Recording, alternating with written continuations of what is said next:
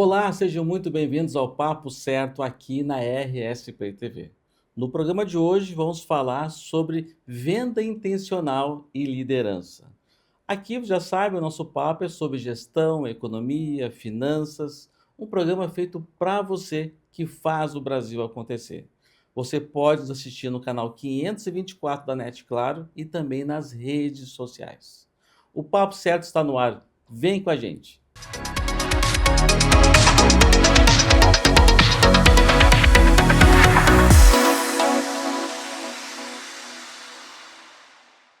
No programa de hoje vamos falar sobre venda intencional e liderança. E temos aqui no programa hoje dois especialistas. Thaís da Trevisan, seja muito bem-vinda. Muito obrigada, João. É um prazer estar aqui com vocês. Tá? Thaís, lembrando, Thaís aqui também é colunista, é palestrante, especialista no tema de liderança. Isso, João. Eu me formei engenheira ambiental, né, de formação, e ao longo da minha trajetória eu fui entendendo que muitos desafios eles eram mais comportamentais que técnicos, e hoje atuo então nessa questão de liderança, desenvolvendo pessoas e negócios. Não, interessante. Leandro Lages também, seja muito bem-vindo, empreendedor, especialista em venda intencional, né, mentor. Seja muito bem-vindo, Leandro. Obrigado, João. Feliz de estar aqui, feliz de tocar um papo também com essa audiência. Tá? Bom, já vamos. Primeira pergunta que eu estou curioso aqui, né, para perguntar para o Leandro, o que seria a venda intencional, Leandro? Boa, boa. Ótimo começo. Vamos começar entrando um pouco nesse conceito. Assim, a ideia aqui, João, é a gente olhar para a venda não como um processo puramente técnico, mas a gente considerar também os fatores humanos que envolvem a venda, né? Porque existe hoje um trabalho muito solidificado de uso da psicologia como uma forma de levar o consumidor a tomar uma decisão. Só que a gente deixa um iceberg oculto nesse processo, que é, e a nossa parte interna, né? O quanto a nossa psicologia está envolvendo nesse processo. Então a venda intencional é um lugar onde a gente de fato vai para uma técnica que conecta com o lado humano e sustenta um espaço de decisão, saindo de uma prática puramente onde o objetivo é chegar numa conversão e que pode, num extremo, ir para uma manipulação, e a gente trazer o contexto humano para a ideia da venda, e isso, por incrível que pareça, gera bons resultados para a gente e também para quem vira nosso cliente. Eu fico pensando naquela pessoal que vende aquela venda robotizada, né? Aquele sem conectar, tem lugares que nem perguntam o nome da pessoa, né?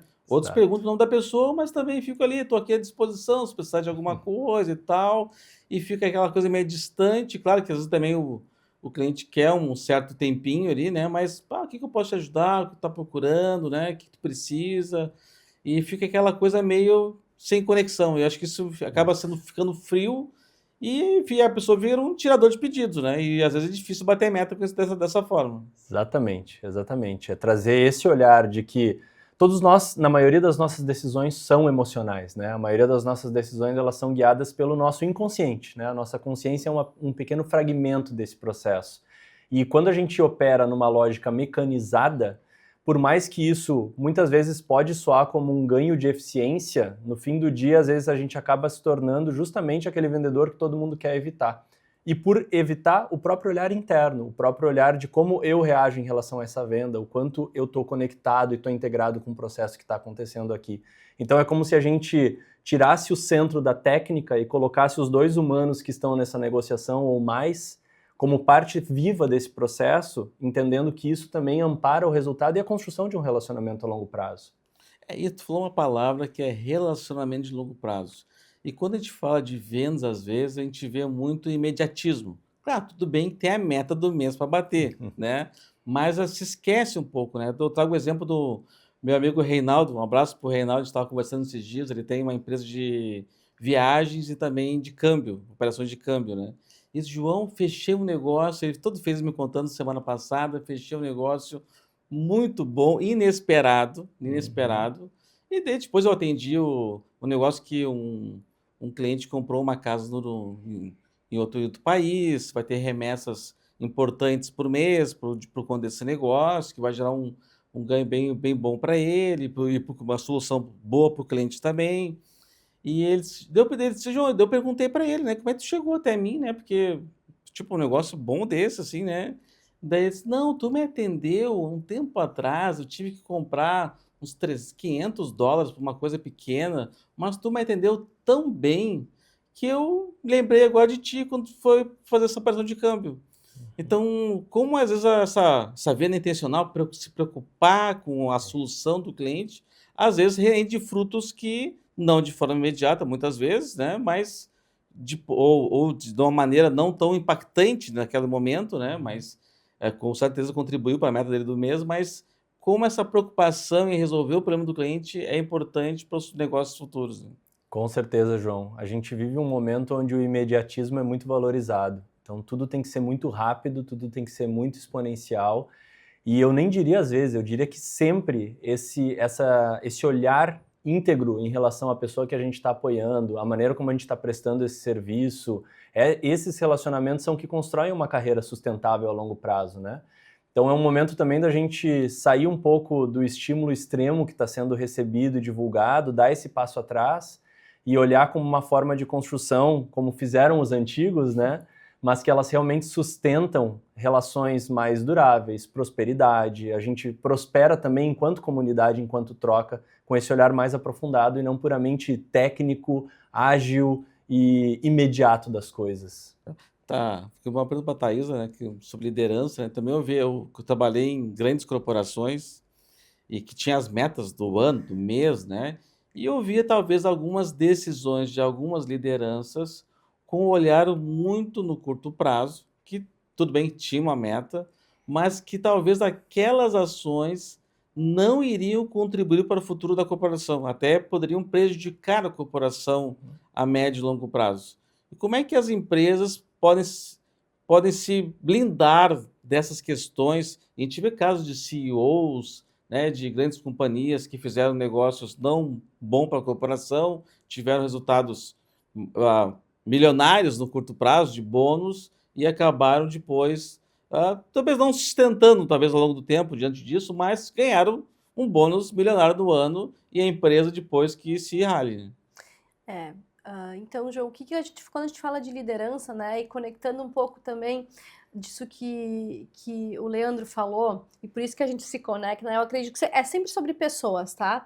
Então, muitas vezes, quem está ali nesse cargo de liderança é uma pessoa com essas suas crenças, esses seus valores, esse seu comportamento, que, claro, tem a meta ali, né, no final do dia, mas muitas vezes a gente está sendo moldado por esse inconsciente. Então, eu digo muito que o bom líder é esta pessoa que se conhece e que conhece o time, porque muitas vezes, nesse resultado das corporações, que a gente tem as metas, chega um momento que ele é insustentável, e cada vez mais isso se torna real, né, porque por muito tempo esse líder comando e controle, ele serviu, na nossa geração ele serviu, né, mas hoje a gente olha muito para essas lideranças que olham para pessoas, e quanto mais a gente olha para as pessoas, a gente tem resultados mais duradouros, porque as pessoas estão ali.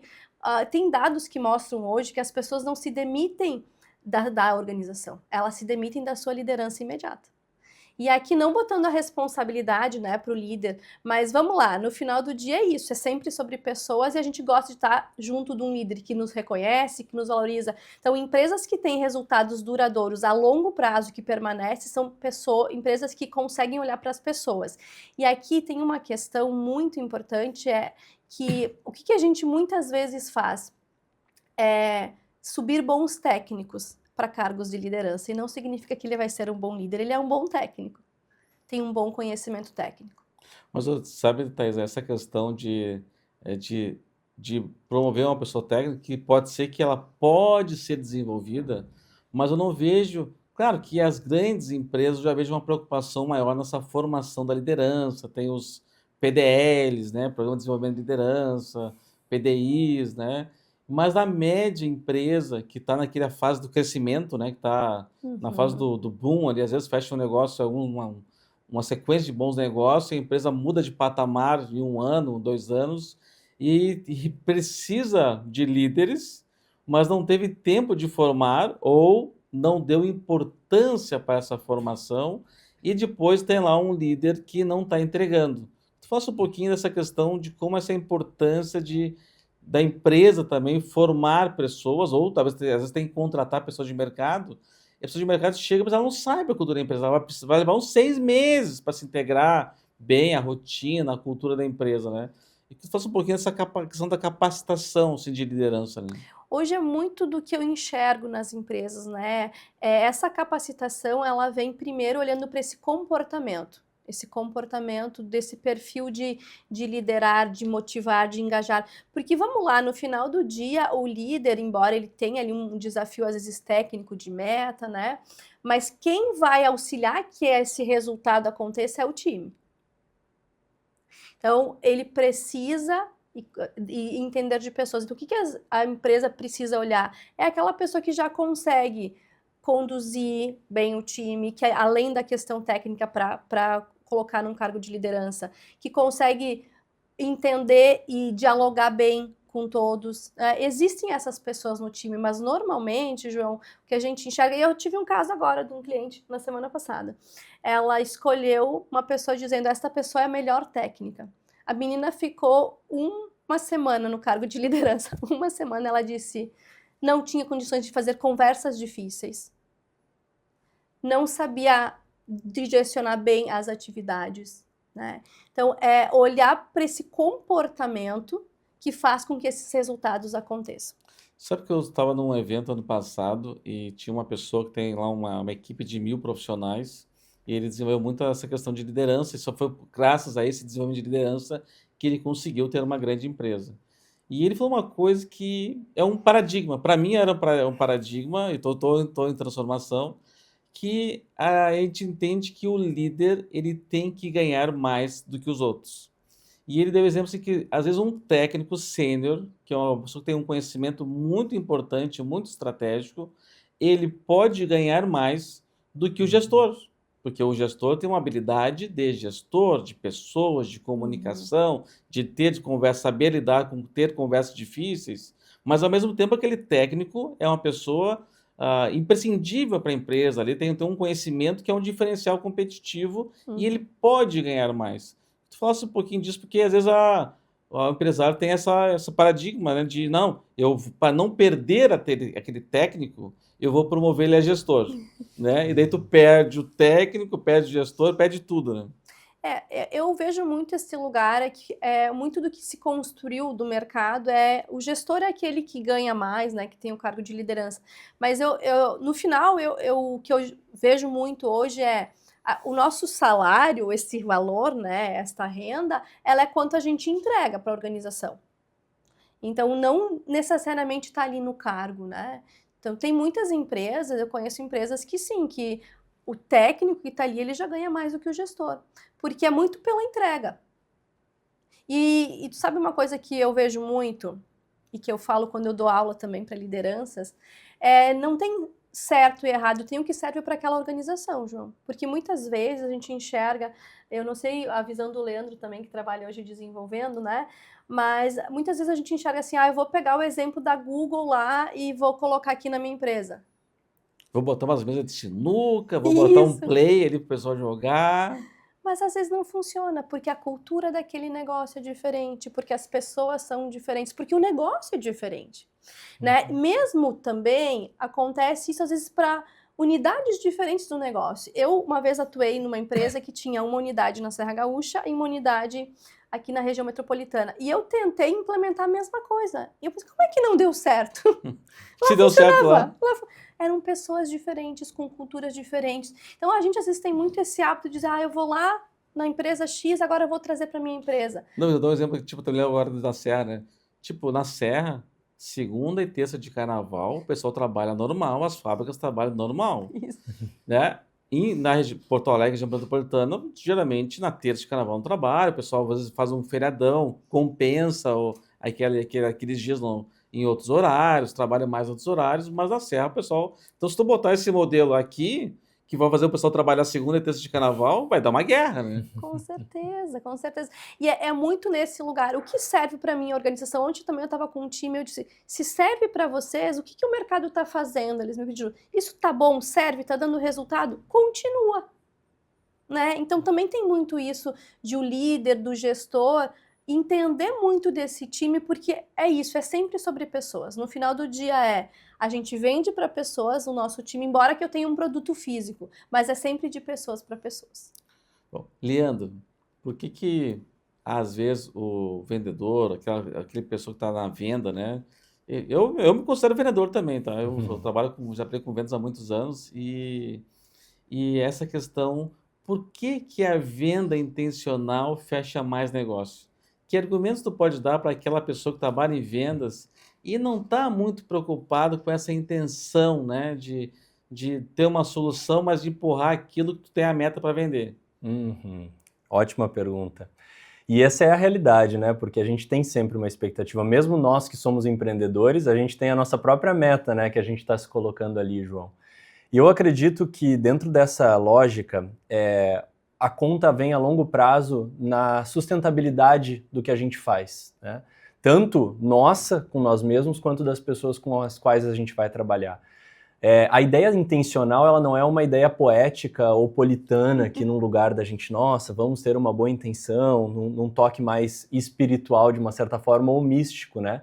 Ele é da gente considerar que somos todos pessoas, como diz a Thaís, por trás desse processo, por trás desse negócio. E a longo prazo, o que sustentam são as relações. Então, se desde o primeiro momento onde eu estou conversando com uma pessoa, o meu papel ali, ele é um papel de amparar a decisão.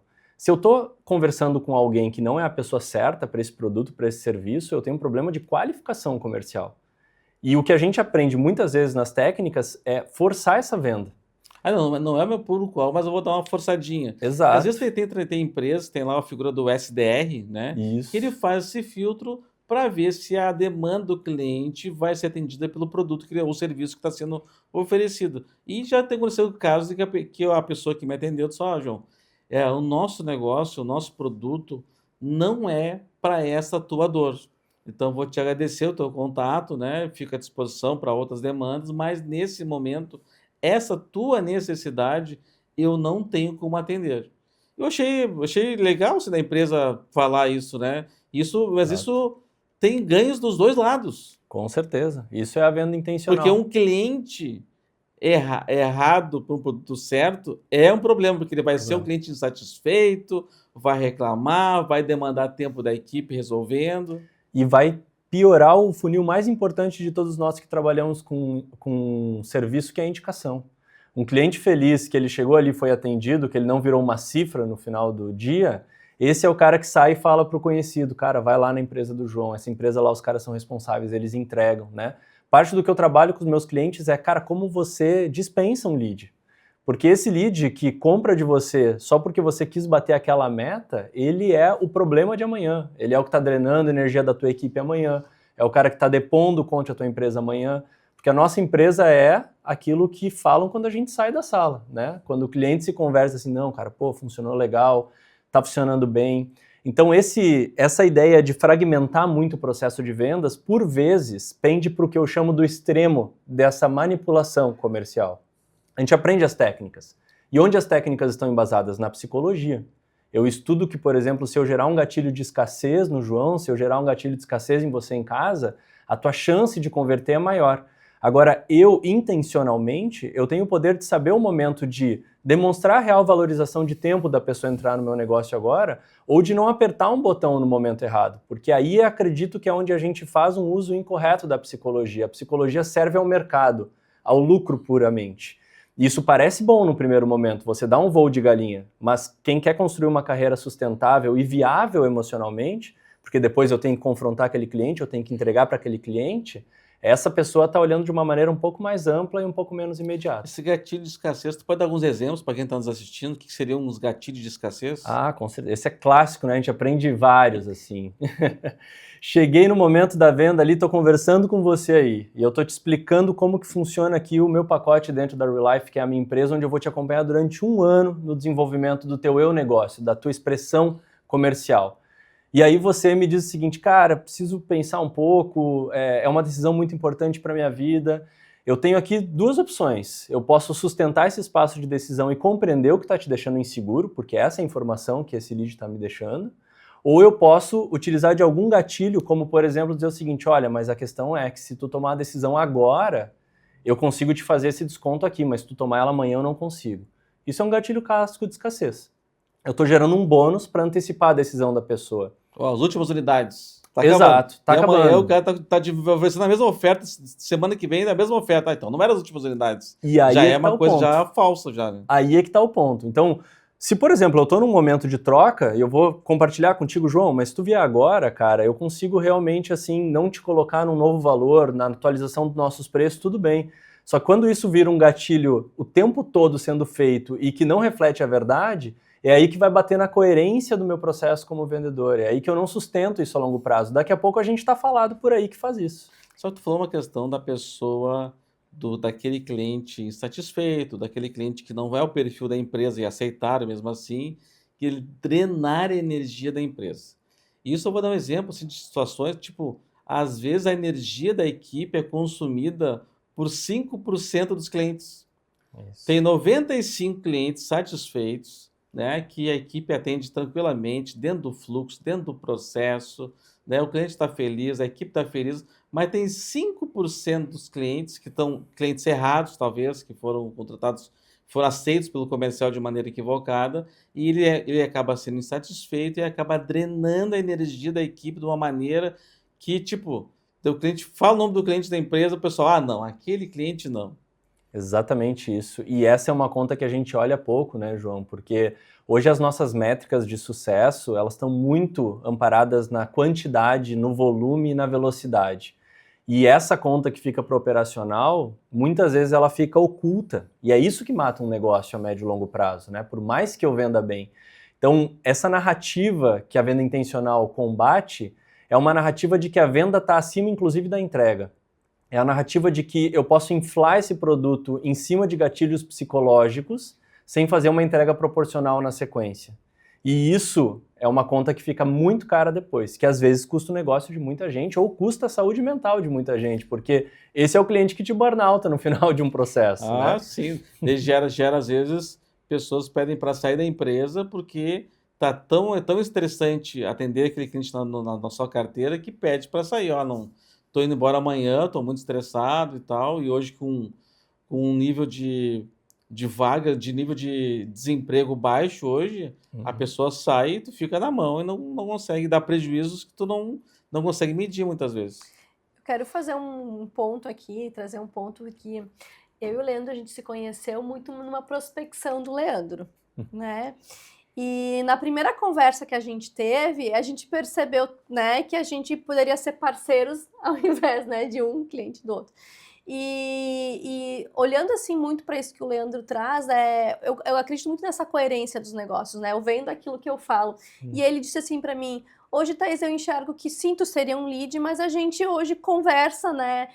Tu já desenvolveu, eu já desenvolvi, e a gente foi trazendo algumas parcerias. Então é muito isso. Ele poderia ter forçado uma venda, ele poderia, porque eu também tenho desafios no processo comercial, estava dentro de um processo de mentoria, mas ele teve a sensibilidade de entender que talvez não era o momento. E ganhei bons clientes nessa relação com a Thaís, inclusive, porque a gente se potencializa nesse lugar, né? Então, veja como é um olhar um pouco mais maduro e sustentável de construção, que eu saio da ideia de que, assim, eu vi a Thaisa como lead, eu preciso converter ela como lead. Ela tinha um perfil para ser cliente, mas ela é uma parceira muito mais potente para o meu negócio. Então, as decisões de uma venda intencional, elas são mais inteligentes, considerando esse todo. Mas sabe que, às vezes, lá no escritório, chega uma pessoa que tem intenção de abrir uma empresa, né? Mas, conversando com ela, a gente entende assim, olha, não é o momento ainda, tu tem que maturar um pouco mais a tua ideia, trabalha como pessoa física, faz como RPA no momento, teu faturamento está baixo, né? Tu vai ter um custo e uma questão tributária, e um custo com o contador, talvez não seja o momento ideal. Então eu digo não para o cliente que está ali pronto para me contratar, vai me pagar a constituição da empresa, vai pagar meu honorário mensal, mas eu estou dizendo que não é bom para ele me contratar naquele momento. Isso gera que eu deixo de vender, né? Mas pode ser que até esse cliente nunca volte, né? Mas se voltar, ele vai voltar num nível de confiança muito grande, né? Além de eu ter essa minha tranquilidade do meu propósito, de ver se eu não vou estar atingindo o meu propósito como empresa, ajudando, eu não vou ajudar ele naquele momento, eu vou piorar a situação dele. Eu vou dar mais custo para ele e não vou fazer ele crescer e vou fazer, vai fechar o negócio dele com os custos que eu vou estar implantando naquele momento. Então, essa questão dessa venda intencional, ela tem que ser muito pensada. Acho que esse tema de hoje, que está sendo trago aqui hoje, acho bem importante. Também a Thaisa fala muito dessa questão da sustentabilidade, liderança sustentável, que hoje não é mais um custo, mas é um item de sobrevivência, muitas vezes. Então, eu queria que você falasse um pouquinho dessa questão da liderança sustentável. Por que que isso não é mais um custo e é um diferencial essencial, às vezes, para uma permanência de uma empresa no mercado? Bom, João, a liderança sustentável, ela vem muito desse lugar, né, que eu vim trazendo, que é esse olhar realmente para as pessoas, né? E vamos lá, vamos para os dados que a gente tem hoje a nível Brasil, né? NR1 aí vindo no próximo mês para ser implementada, né? Onde que ela diz que o ambiente de trabalho precisa ser olhado. E quem cuida deste ambiente de trabalho é a cultura da organização. E a cultura, ela vem desta liderança, né? Essa liderança mais sustentável. Então, no final, a gente vai precisar dessa mão de obra cada vez mais que tem essa capacidade de entregar sem trazer burnout, né? Que a gente tem visto muito isso. Os números mostram um afastamento muito grande. Então, a liderança sustentável, ela vem desse lugar de coerência, olhar para as pessoas, olhar para o processo e olhar para o futuro dos negócios. Tá? Então, sustentar o que de fato vai trazer essa sustentabilidade do negócio, que vem desse fortalecimento deste ambiente, desta cultura do trabalho. Porque a cultura na empresa não é o que está colocado lá no papel, né? Muitas vezes ali a cultura que está na parede é muito bonita, mas é o que está acontecendo. Então, as empresas que estão crescendo hoje, elas estão olhando para este pilar da liderança, desenvolvendo pessoas, mas aqui tem um ponto muito importante, tá? Para quem está nos assistindo, a gente tem que cuidar muito, a empresa não vai virar um lugar de terapia e psicologia, não é nesse lugar, né? Porque a gente às vezes tem visto também em alguns lugares NR1 falando, este ambiente, né? Esse ambiente propício para que se possa crescer, se possa dialogar, porque muitas vezes, por que a gente fala de liderança, essa sustentabilidade, né? E quando eu estou dentro da sala de aula, o pessoal me diz assim, mas prof, Thaisa, mas o meu líder a gente fala o que ele quer ouvir. Né? Então a sustentabilidade, sustentar essa liderança, vem deste lugar de conseguir ter essas conversas difíceis e fazer o time também evoluir. Tu falou em cultura, né? Da cultura da empresa, que não é aquela que está escrita, mas aquela que é vivenciada no dia a dia. Mas vamos supor que tem um gestor nos assistindo agora, um líder, né? Um empresário, e está insatisfeito com a sua cultura. Como é que faz esse processo de mudança de cultura? É algo fácil e rápido de fazer? Boa pergunta, João. O Leandro pode também complementar. O Leandro pode me ajudar aqui. Mas a cultura é algo, não que seja difícil, tá? Mas é algo desafiador, porque a cultura é o que acontece nos bastidores, né? Então, ela precisa... E quando a gente fala cultura, tem a cultura da fofoca, tem a cultura do entregar aquela outra pessoa, tem a cultura do diz que me disse. Isso é cultura, pode não estar lá escrito. Então, da competição, e isso vai passar muito por esse comportamento, né? De o time olhar e amadurecer, né? E subir essa cultura de um lugar de, bom, a gente agora senta, fala o que precisa ser dito para que o resultado aconteça. Então é desafiador porque precisa mudar comportamento. E tem como mudar o comportamento das pessoas, da equipe como um todo, e não mudar o comportamento da liderança? Consegue-se fazer isso? Mudar a cultura sem mudar a forma de pensar da liderança? Bom, eu acredito que é mais desafiador, né? É sempre de cima para baixo. Porque de baixo para cima, essa pressão que eu digo, o time, claro, o time ele sempre consegue tirar um líder, vamos dizer, né? Porque tem um resultado aí, né? É que nem time de futebol, né? O time tira o técnico, né? Não tá gostando do técnico, tira o técnico, a equipe faz tirar. Mas quando a gente tem um líder que se desenvolve, ele vai fazendo que esse comportamento seja desenvolvido.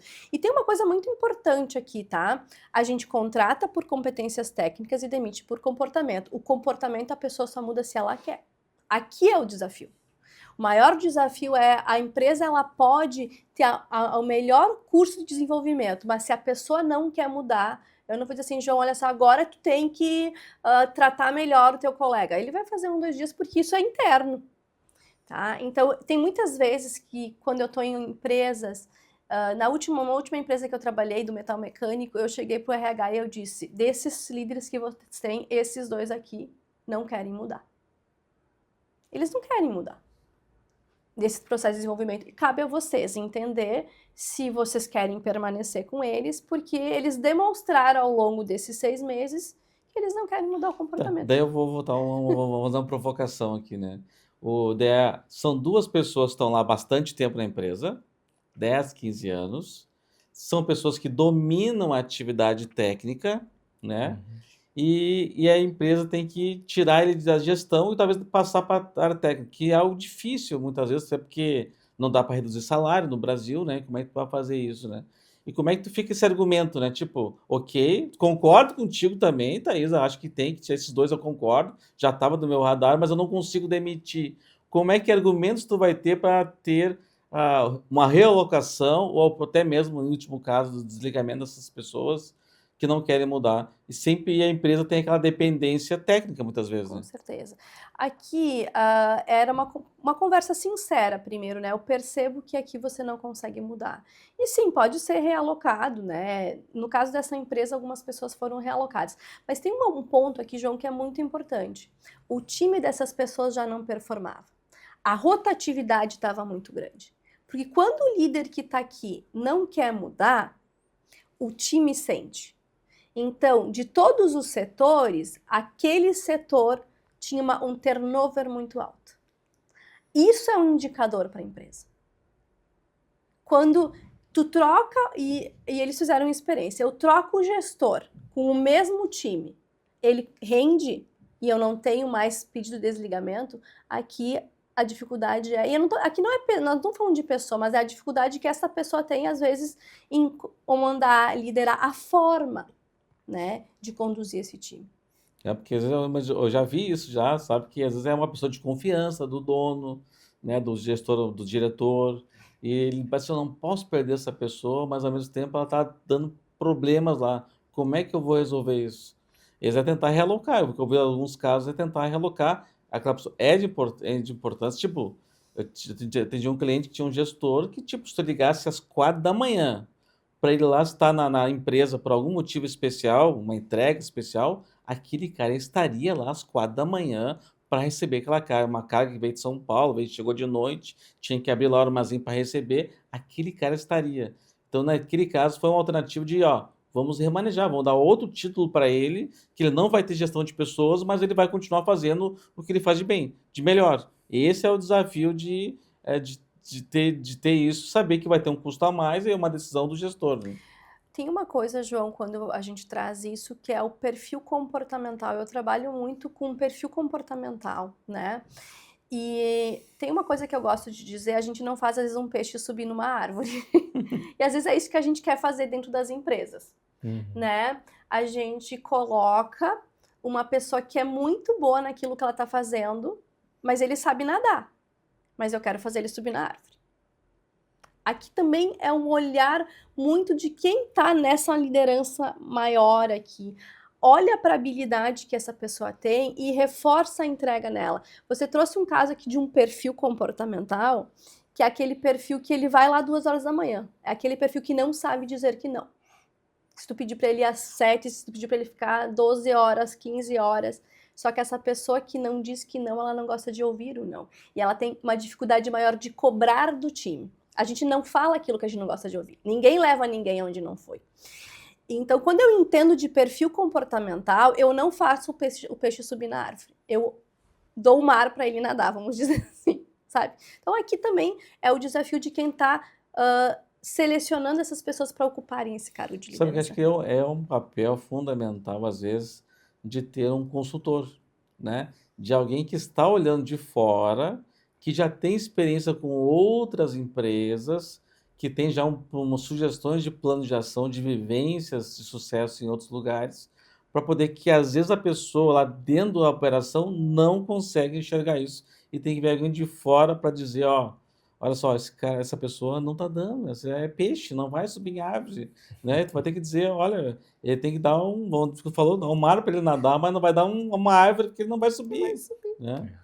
Pô, Leandro, eu queria falar contigo também sobre essa questão do, do reflexo do estado interno, né, para fazer vendas. Tipo, como é que está a pessoa por dentro e como é que ela vai conseguir vender mais se ela não está bem? Perfeito, ótima pergunta, João. Eu digo que o estado interno ele é amplificado pela técnica, né? A técnica ela não altera o estado interno.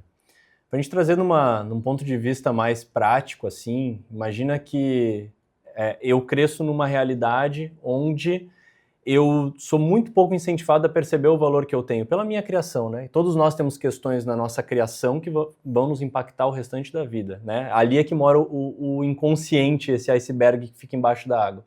Eu cresço sabendo que eu não tenho valor, eu tenho muito pouco incentivo a perceber o valor que eu tenho.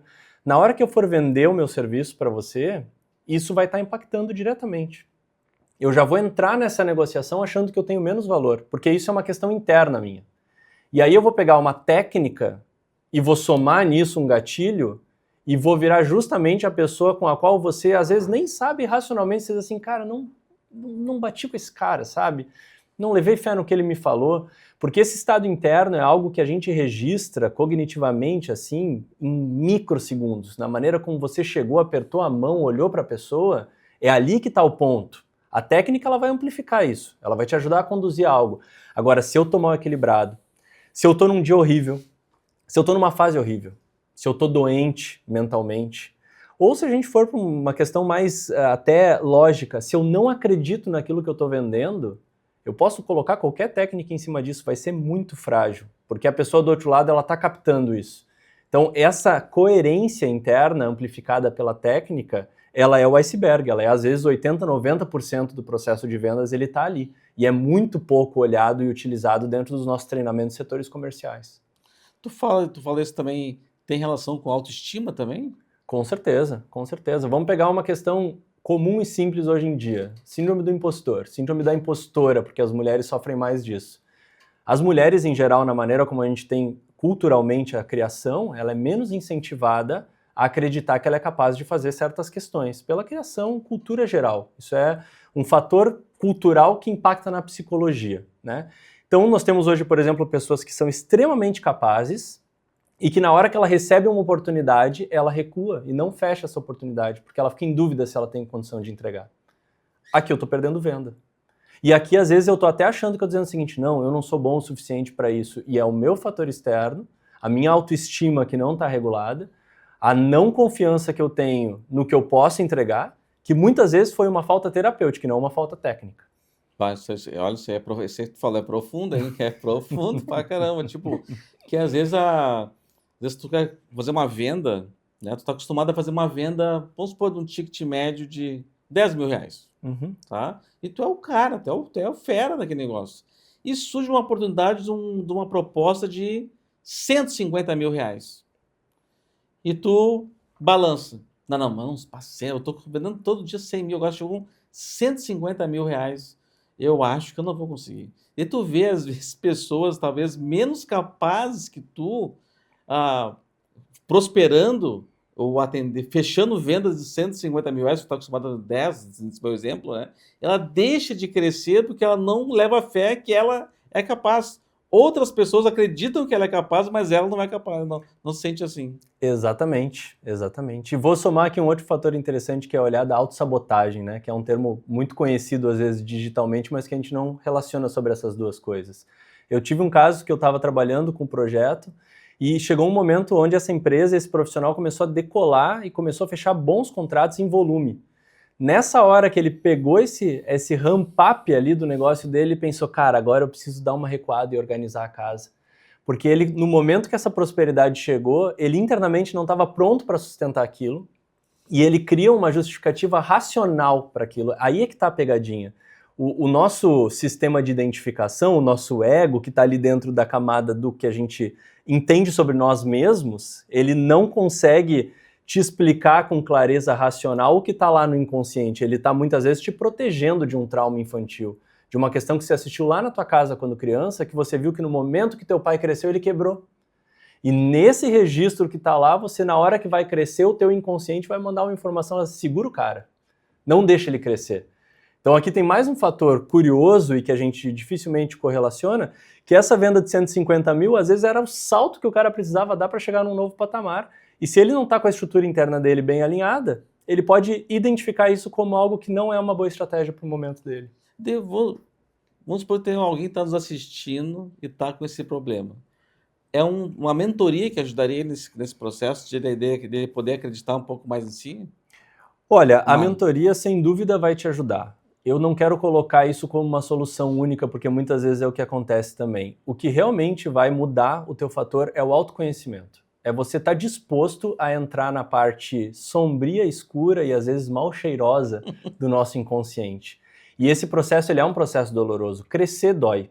Crescer dói fisicamente, inclusive em qualquer animal, né? Como somos animais. Então esse processo de você estar disposto a se conhecer, você está disposto a de fato entender qual que é o teu comportamento, se você tem um perfil para gestão, se eu tenho um perfil para empreender nessa área que eu estou empreendendo, porque muitas vezes as respostas do processo de autoconhecimento elas vão te levar para algo que estava diferente da tua ambição. Porque também, muitas vezes, a minha ambição não é o que eu realmente quero, são projeções que foram feitas para mim. Então, não centralizando a mentoria como um caso único, a mentoria é um dos formatos mais eficientes de desenvolvimento humano, sem dúvida. Ao mesmo tempo, muitas vezes eu recebo clientes para mentoria e eu sugiro, olha, eu topo, mas você entra numa terapia paralela. Porque o fator da pessoa, às vezes, ter um lugar para ela ter escuta qualificada, que é algo raríssimo hoje em dia, muitas vezes é o que ela precisa para escoar questões internas da mente dela e poder aqui estar aberta para um espaço de desenvolvimento. Você não ajuda ninguém aonde você não foi, como a Thaisa fala, você não leva ninguém até onde você não foi, e também você não consegue ajudar ninguém que não quer ser ajudado. Eu posso ser o melhor mentor. Se o João chegar lá querendo que eu entregue uma solução pronta para ele, uma fórmula, que é o que muitas vezes se vende, a tendência é dar errado. E você ainda sair frustrado com o meu processo. Eu quero fazer um gancho, tudo isso que o Leandro falou se aplica para a liderança. Né? A gente está de 99% a 95% no inconsciente, todos nós. Né? A neurociência evoluiu muito hoje em neuroliderança, né? E o que acontece? A forma que a gente se comporta, a gente aprendeu na infância. Então, como eu me relaciono no meu ambiente de trabalho, na minha família, eu me relaciono em todos os lugares iguais. Então, eu aprendi isso na infância. O maior desafio, ele é interno. Então, o caminho mais difícil que a gente tem para fazer é para dentro. Né? E o líder, ali, ele está neste mesmo lugar, ali da venda, né? De novo, é essa pessoa que às vezes está ali. Ontem mesmo eu estava com um desafio, a pessoa só falou, ela disse, nossa, Thaís, eu percebi que o problema que eu tinha na empresa nem era tão grande. Então, a nossa mente pra gente muitas vezes. Tu comentaste uns comentários em algum momento que às vezes a pessoa está passando por um momento difícil de vendas ali, né? A pessoa está passando por um momento difícil, está doente, está com um problema familiar. E às vezes é um excelente profissional que está passando por um momento difícil. Pode ser um momento, às vezes passageiro, certamente será passageiro. Agora, quanto tempo? Pode ser curto, pode ser longo. Mas eu vejo às vezes empresas às vezes despreparadas, acabam dispensando excelentes profissionais que estão no momento momentaneamente difícil e acaba dispensando um excelente profissional e acaba perdendo competitividade. É o cara que entregou muito, uma pessoa que entregou muito, mas está passando por um momento e a solução da empresa é a seguinte, não entregou 2, 3 meses, demite. Fala um pouquinho sobre isso, de como isso às vezes pode ser prejudicial para a empresa. Ótimo ponto. Eu vou correlacionar isso com um olhar até mais filosófico aqui, João. A gente vive uma cultura de performance muito forte hoje, onde tudo é lastreado no resultado, né? E existe um filósofo sul-coreano, chama Byung-Chul Han, que ele tem uma teoria, um livro chamado que é A Sociedade do Cansaço, né? A gente está vivendo numa sociedade onde a cobrança ela deixou de ser externa, que é o que nós tínhamos até uma geração atrás. Eu tinha um líder comando-controle que estava pressionando pelo resultado, e ela passa a ser interna. Então o meu chefe está interno, a minha vida vira um Excel existencial, como diz até o Pondé, que é outro filósofo. E dentro desse contexto, a gente ignora que nenhum de nós vai estar sempre performando, nenhum de nós vai estar sempre na melhor entrega. E essa visão de não sustentabilidade, que é onde bate na liderança, né, quando vai para a organização, ou quando bate comigo mesmo quando eu sou empreendedor, porque às vezes o business sou eu, né? Às vezes o business é eu comigo mesmo. Esse lugar de olhar superficial, que ele está muito comum hoje em dia, é o que gera essa não prosperidade a longo prazo, né? É o que gera, às vezes, uma decisão precipitada e o que também nos coloca numa situação de um olhar muito pouco humano para o lado que a gente está, para as pessoas que a gente está convivendo, né? A gente tira o fator do valor correlacionado ao humano e a gente coloca todo ele centralizado no material. Isso é o que gera o resultado que nós temos no Brasil, recordista em ansiedade, segundo lugar, se eu não me engano, em burnout, números crescentes, NR1 surgindo como uma pressão das empresas. Está muito claro que o trabalho está nos adoecendo. E está muito claro que o caminho que a gente está arrumando está intensificando isso. Será que não é hora da gente parar, dar um passo atrás e repensar a forma como a gente está gerindo os nossos negócios e equipes e empresas? Boa, Leandro. E tem esse lugar, né, que tu traz da performance, né, a performance pela performance, né, o resultado pelo resultado.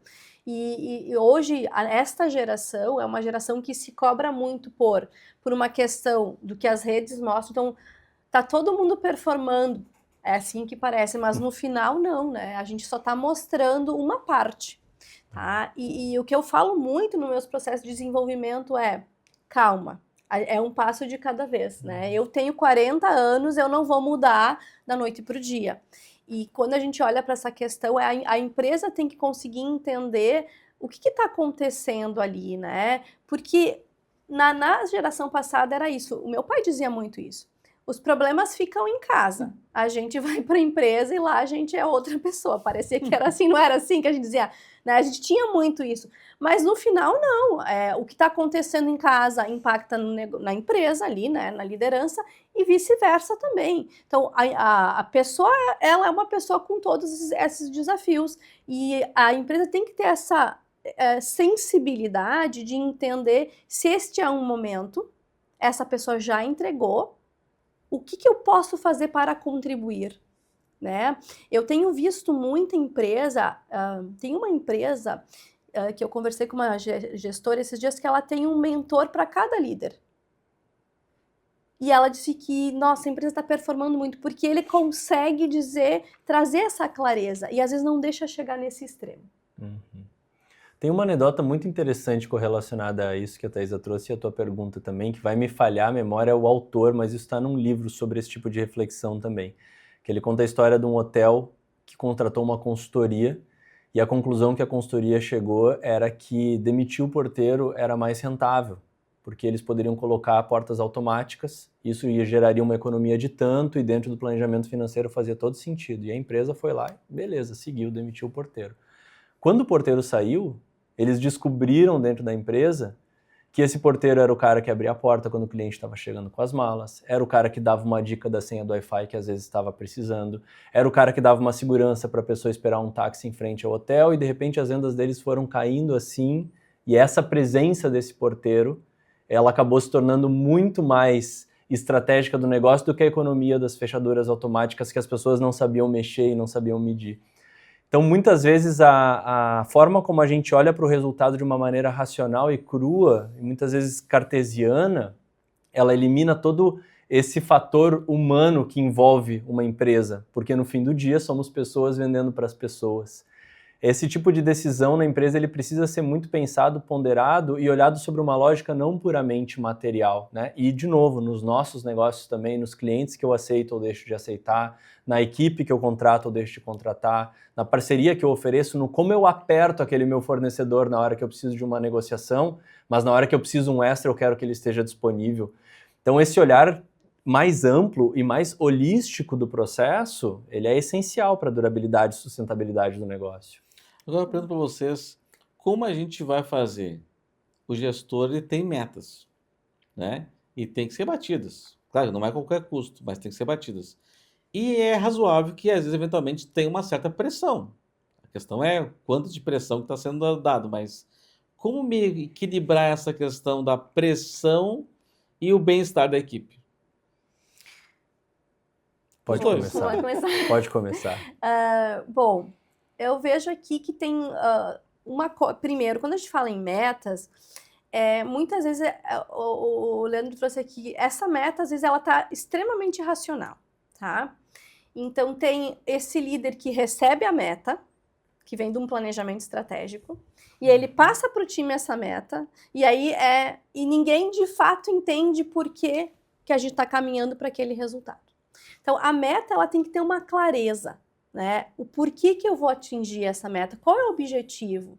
E, de novo, eu vou trazer muito de quando eu estou falando com muitos líderes, por que tu tem que entregar 1000 peças por dia? Porque está lá no quadro. E no final, voltando que é sempre de pessoas para pessoas, e aqui talvez, né, o exemplo a gente não levanta de manhã dizendo o seguinte, eu vou deixar o CEO da empresa mais rico para atingir aquela meta.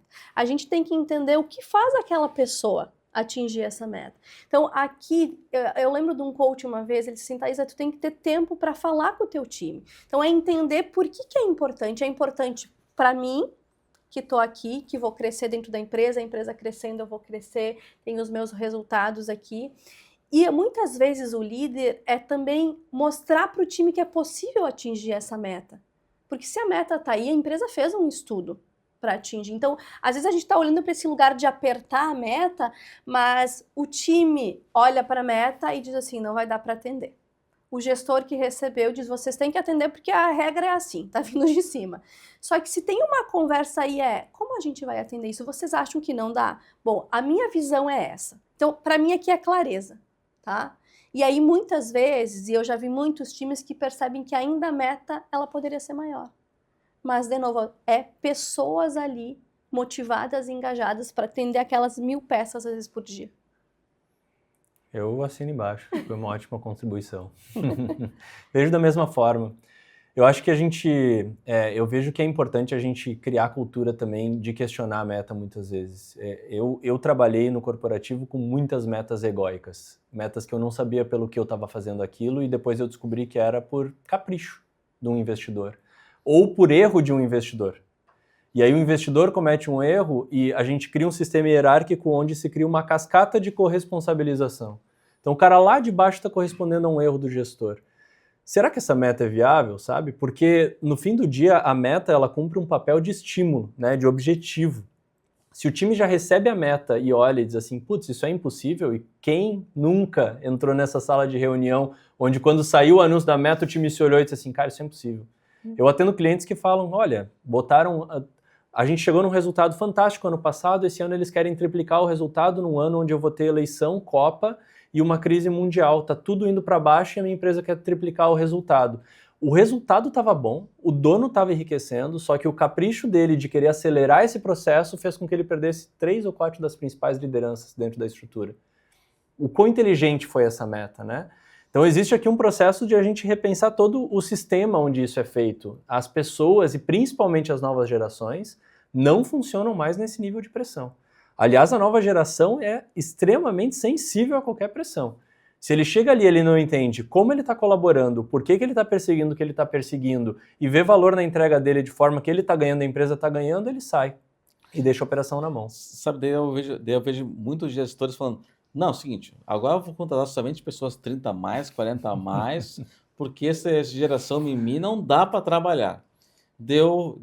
Cara, tem momentos que eu nem comento nada, porque não vai ser o momento que eu vou tentar ter tempo suficiente para argumentar. Mas a gente tem que ver, tem vários pontos positivos da nova geração.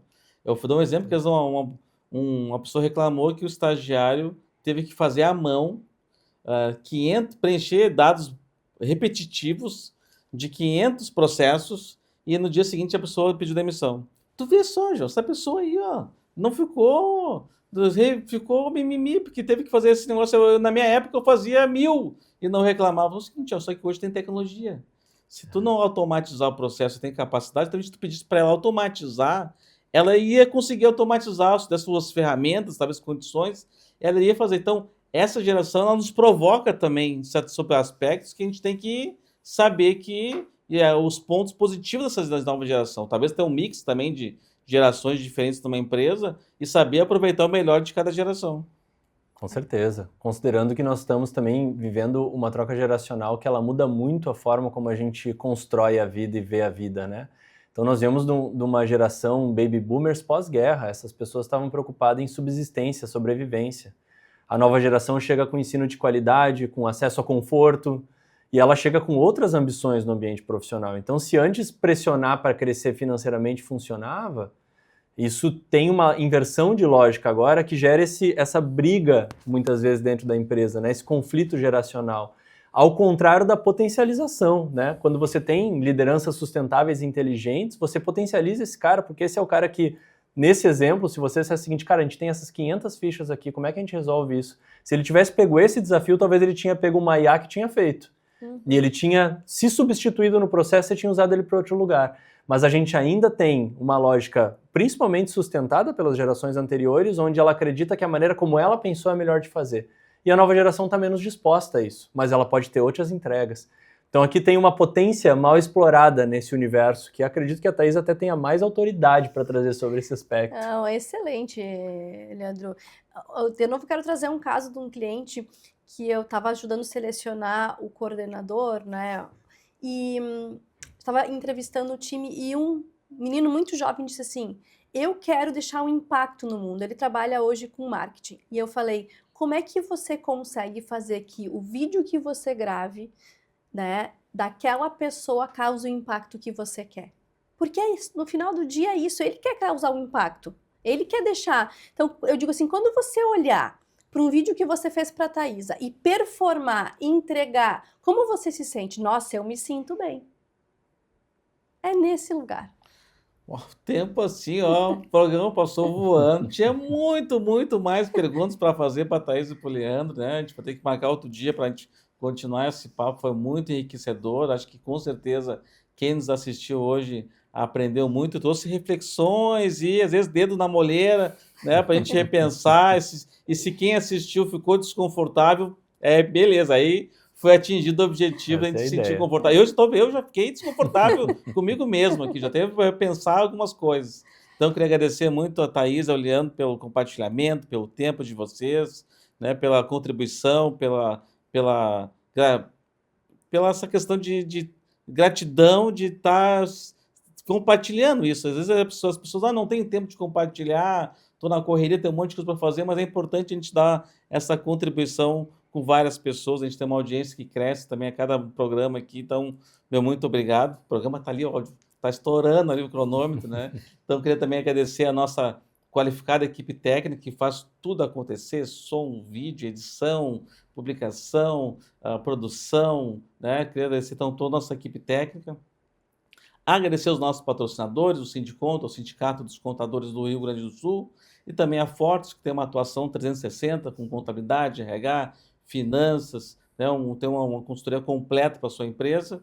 E agradecer especialmente a nossa audiência, que está comentando, que cresce a cada programa, que nos acompanha de segunda a quarta-feira, das 22 às 23 horas. E o pessoal que está estudando, está trabalhando nesse horário, também pode assistir pelas redes sociais do Papo Certo. Então, muito obrigado e até o próximo programa. Tchau, tchau!